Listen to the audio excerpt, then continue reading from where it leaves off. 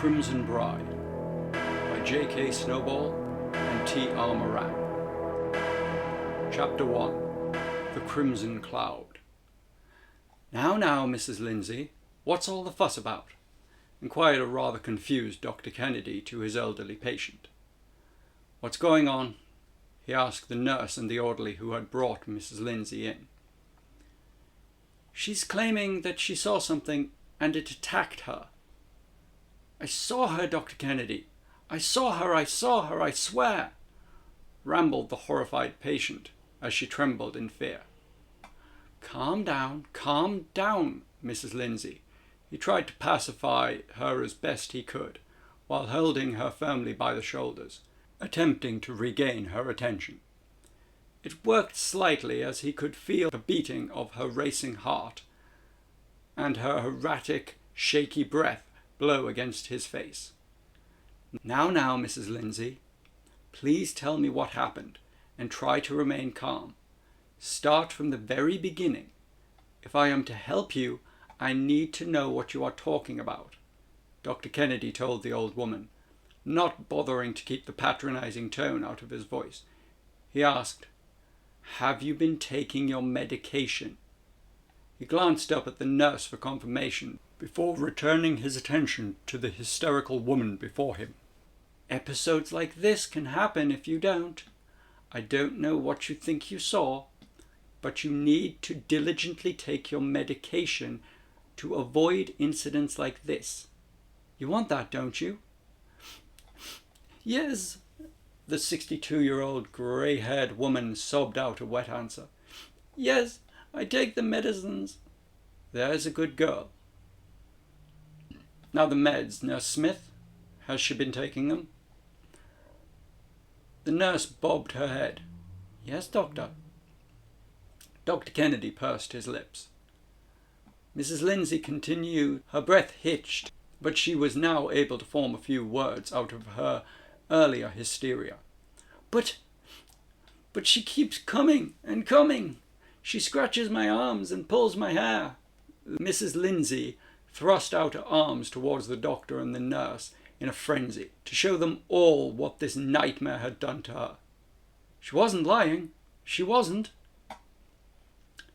There were indeed deep lacerations on her skin and bald patches on the scalp where hair appeared to have been yanked out. This was, to Dr. Kennedy, self-inflicted. It was not uncommon amongst the sanatorium's most disturbed patients. It was something easily rectified in any number of methods, some more severe than others. However, there was also the possibility, however slim, that the orderlies in the day room or the gardens were not as vigilant as they should have been, and another patient had attacked Mrs. Lindsay. Who did this to you, Mrs. Lindsay? Who are you talking about? The doctor pressed for an answer, needing to know what further measures, if any, needed to be made. He was not ashamed to admit he thought of lawsuits being filed against him or the institution. However, in most cases of hysteria, it was only a matter of drug therapy, or in extreme cases, further medical treatments might be needed. The woman! The Crimson Bride! The hairs at the back of Dr. Kennedy's neck suddenly rose. This doctor, who had dealt with science, logic, and hard facts throughout his entire career, was stunned at the mention of that name. The Crimson Bride. This was a name that patients and staff were all too familiar with at the Harrow Hall Sanatorium. Surely not, he thought. There had to be a logical reason. Shared stories like these passed around campfires in one's youth. Only now, these ghost stories were shared in the commons, the day room, even the wards at night when the patients were meant to be sleeping. He put aside this name of the so-called phantom and pondered it no more. Okay, Jenkins, please take Mrs. Lindsay back to her ward and be gentle with her. She's had a troubling time. Dr. Kennedy also instructed Nurse Smith to double the patient's dosage of her medication. Oh, and see to her lacerations, and keep an eye on any patient that comes into Mrs. Lindsay's room. I won't tolerate our patients abusing one another. If it's self-inflicted, we'll have to tie her down during the night for now. Of course, Doctor. And with that, the orderly addressed as Jenkins took the poor disturbed woman back to her ward. Mrs. Lindsay was deeply troubled. Yet was she lying? Was this phantom, the Red Lady, otherwise known as the Crimson Bride, she claims to have seen, real? Or was this woman in red nothing more than a result of a fevered dream, the consequences of opioid withdrawal? Or was this unfortunate soul telling the truth? The doctor wrote it off as a combination of mania and underdosed medication. He breathed in deeply, let the breath out in a puffed sigh, as he told himself Mrs. Lindsay was simply suffering from her mania, and carried on with his day. Later that evening, Dr. Kennedy finished writing up his patients' notes and writing their prescriptions. Nothing too exciting. Well, except from the incident with Mrs. Lindsay, the day was at a tedium. The doctor found himself so bored with signing forms he almost nodded off to sleep completely. More than a few times he had jerked back up, and there was most certainly a crick in his neck, indicating he had in fact rested his eyes more than a couple of times. Through his office window, overlooking the hallways of this hospital, he saw the halls were dimly lit, as per normal in the sanatorium nighttime hours.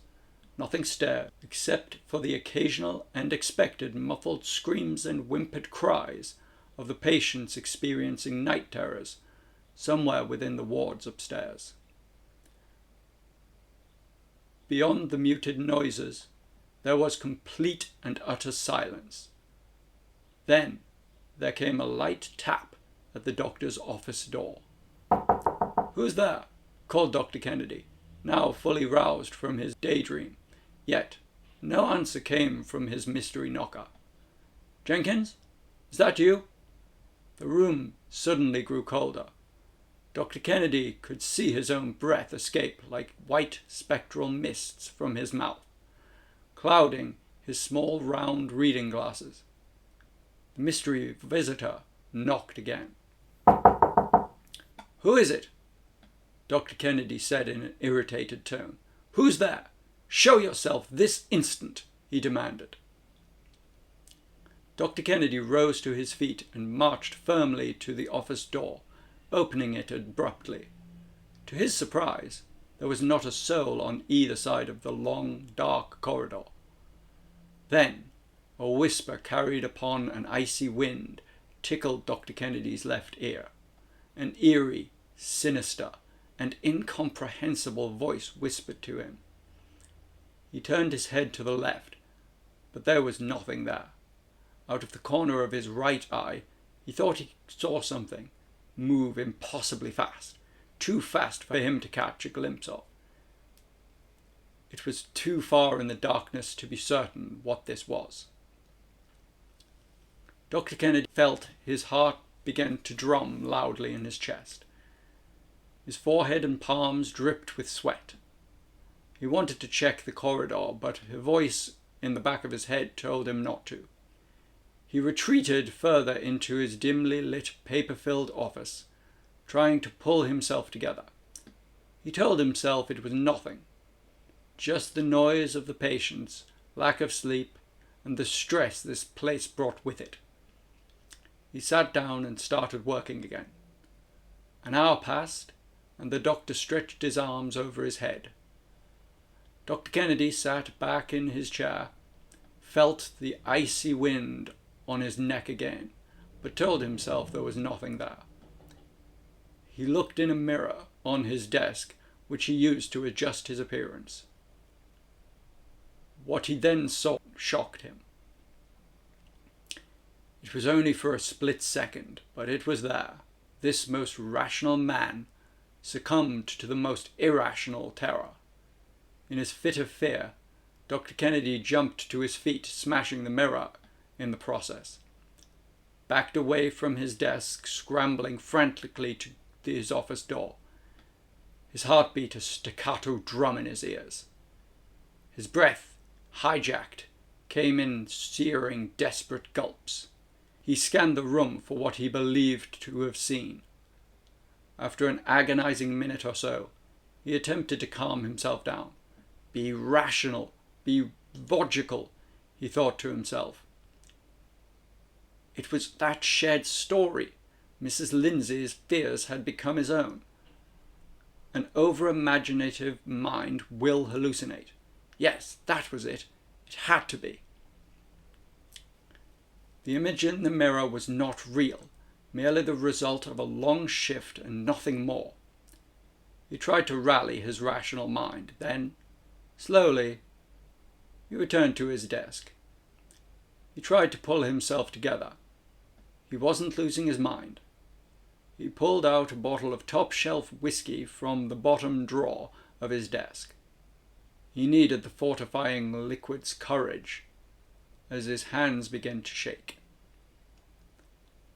A crimson cloud began to fill the room. Dr. Kennedy's chest tightened with each breath he took, and it had nothing to do with the booze. The vapor began to infiltrate his lungs, suffocating him. He crashed hard to the office floor, on his knees, writhing in agony as the suffocation worsened. He could not speak, nor utter a desperate sound for help. His mind and body cried out in an unspeakable pain. Now flailing on the floor, his seizures intensified, causing him to convulse violently. Spouts of blood stained his white lab coat, splashing his 30-year-old face and reading glasses. As sudden as it began, it stopped. The doctor's icy blue eyes frozen open in terror, and his lips dripping pink foam. The mist dispersed, leaving nothing but a corpse, a malaced chill in the cold air of the doctor's office, and the muted wailings of the insane. This was only the beginning.